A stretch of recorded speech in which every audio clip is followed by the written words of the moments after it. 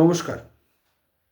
সৌরভ পালবাবু আমার টাইমলাইনে লিখেছেন যে তার বাড়ির ট্যাক্স 28 লাখ টাকা পাঠিয়েছে ইউনিট এরিয়া অ্যাসেসমেন্ট সিস্টেমে। আশ্চর্য হওয়ার কিছু নেই, এখন এগুলো হচ্ছে কলকাতার সাধারণ মধ্যবিত্ত থেকে উৎখাতের এটা একটা ষড়যন্ত্র। কথা হয়েছিল যে 20% ক্যাপিং থাকবে, তার বেশি বাড়বেও না কমবেও না, কিন্তু এখন সব 20% উঠে গেল, মানে আনঅফিসিয়ালি উঠে গেল, অফিসিয়ালি আছে। যাকে যা পারছে ট্যাক্সের বিল পাঠিয়ে যাচ্ছে, লোককে হেনস্থা করে যাচ্ছে, বাড়িতে 8-10 বার লোক যাচ্ছে কর্পোরেশন থেকে, সবকটাই বেআইনি কাজ।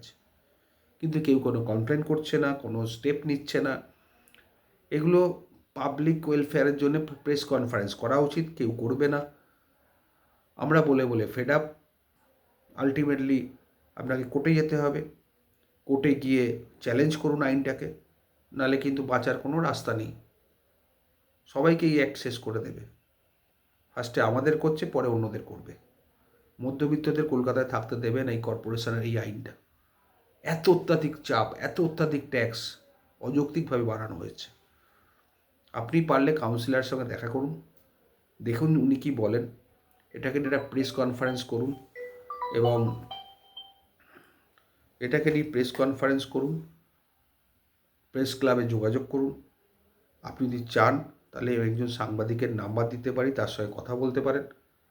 আর যারা এই মামলা ডিল করে সেই ধরনের লয়ারকেও আমি বলতে পারি, যদি আপনি চান সেই লয়ারের নাম্বার দিতে পারি, আপনারা কন্ট্যাক্ট করে নিতে পারেন, এই ধরনের মামলা করেন।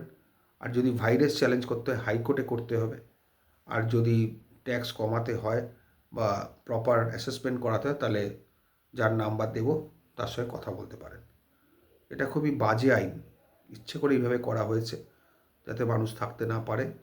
আরও অনেক ব্যাপার আছে, সেগুলো ওপেনলি বলা যা সম্ভব নয় ওপেন প্ল্যাটফর্মে।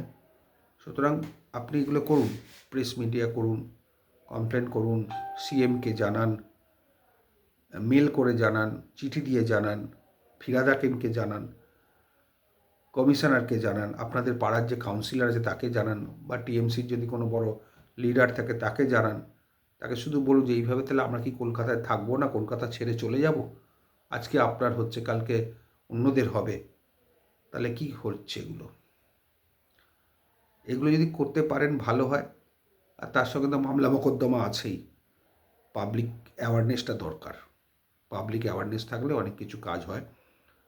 যদি করুন, কারণ আমি তো অনেক ভিডিওতে বলেছি, এই সংক্রান্ত প্রচুর ভিডিওতে বলেছি কীভাবে মানুষকে নিষ্পেষণ করা হচ্ছে, ইচ্ছে করে সাধারণ মধ্যবিত্তকে চাপ দেওয়া হচ্ছে যাতে তাদের বাড়িঘর চলে যায় বা কম দামে বিক্রি করে দেয়।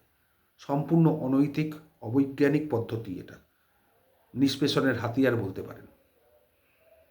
20% ক্যাপিংয়ের কথা শুনে চালু হলো, তারপর সব ক্যাপিং উঠে গেলো। এটা আমি সাসপেক্টই করেছিলাম, কারণ আমাদের যতগুলো প্রেস কনফারেন্স সব কটারই এটা বলেছিলাম যে 20% থাকবে না। আলটিমেটলি এটা কমিশনারদের বা ট্যাক্স কালেক্টরদের হাতের একটা অস্ত্র হয়ে যাবে, সেটাই হয়েছে।